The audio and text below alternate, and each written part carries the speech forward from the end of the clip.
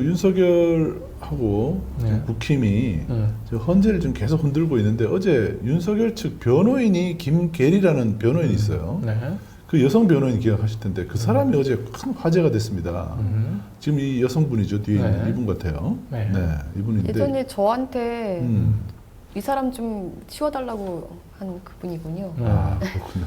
네, 그러니까 이 홍장훈 그 1차장을 매섭게 몰아붙인 변호사가 바로 이분이에요. 네. 근데 이분이 어떤 분이냐? 정영식 재판관하고 박선영이라는 사람을 가운데 두고 있는 사람이에요. 네. 박선영 아시죠? 진실화해 과거사 정리위원회 위원장의 네. 대변인이었다 그럽니다. 캠프 서울시 대변인. 교육감 네. 이제 캠프에서 대변인으로 활동했던 사람이고요. 네. 박선영은 정영식 재판관하고 처형이죠. 네. 저기도 전광훈 씨랑 굉장히 가까운. 그러니까 특수관계. 여동생의 남편이든가요, 박선영. 네. 그렇죠. 그러니까 이 박선영의 그 선거 캠프에서 일했던 사람이 어제 윤석열의 대변인으로 왔던 네. 거예요. 네.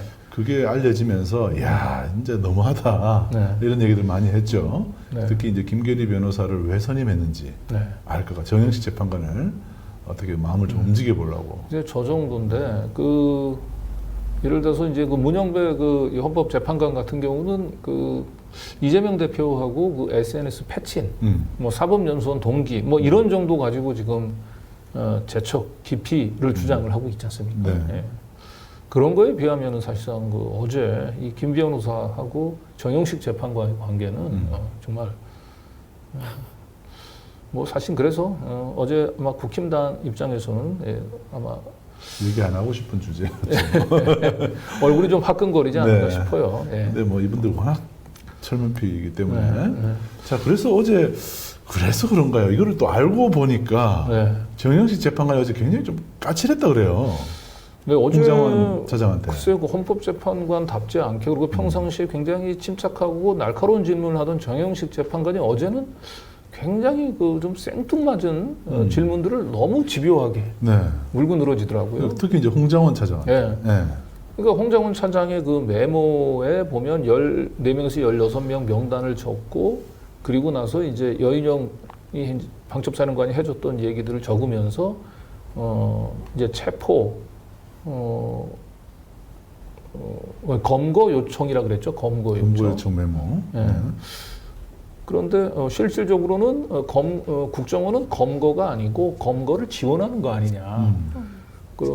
이제 홍장원이 이제 그렇게 얘기를 했었죠. 우리는 당장은 검거를 스스로 할 수는 없지만 이제 검거를 지원하는 그런 역할을 할 수 있다라고 얘기를 하니까 그러면 검거 지원 요청이라고 썼어야 되는 거 아니냐. 너무 네. 트집 잡는 거죠, 그게.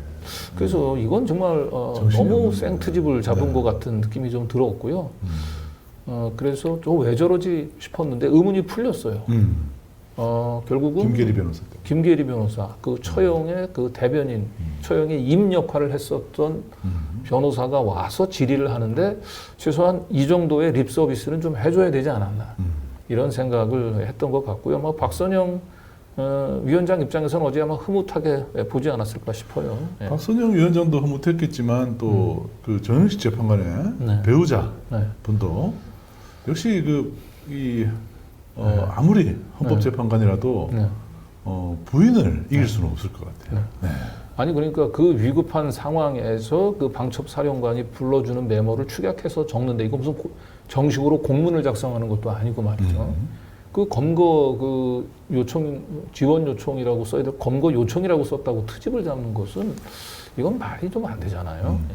그 윤석열도 그랬지 않습니까? 와이프 이거 알면 와이프 굉장히 화를 낼 거라고 그러면서 이 중장년 남성들의 공통된 주제죠. 와이프 무서운 와이프.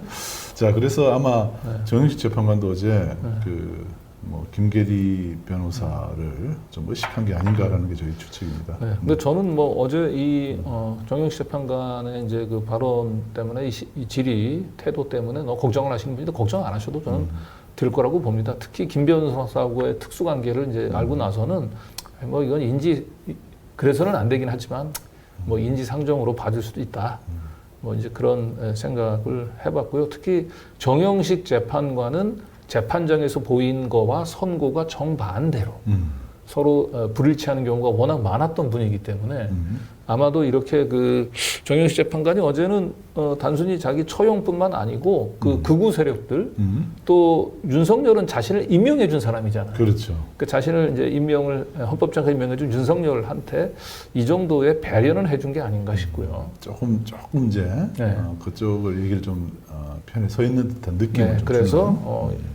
일종의 이제 윤석열한테 미안한 결정을 하는데 필요한 마일리지를 적립했다. 일종의 페인트 모션이다 이렇게 보시면. 왜냐하면 돼요. 이게 사실은 여인영 방첩사령관이 검거를 요청을 했는지 검거 지원을 요청을 했는지 그 공청일청한테 이거는 윤석열의 탄핵 결정하는데 하등 중요하지 않아요. 이 부분. 언저리 격가지죠. 네, 그런데- 격가지 중에 격가지죠. 네. 그런데 어쨌든 윤석열이 지켜보는 데서 또 처형의 대변인이 지켜보는 데 가운데서 윤석열에게 굉장히 아픔을 줬던 홍장원 1차장을 매섭게 몰아붙임으로써 나름대로 좀 순간적으로는 이 정신적인 승리를 좀 할 수 있었 어제 기회를 준 거죠. 어제 윤석열은 그래도 나름대로는 네.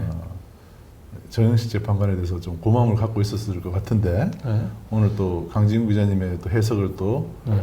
뒤늦게 알게 되면은 굉장히 또 화를 낼 수도 있을 것 같습니다. 네.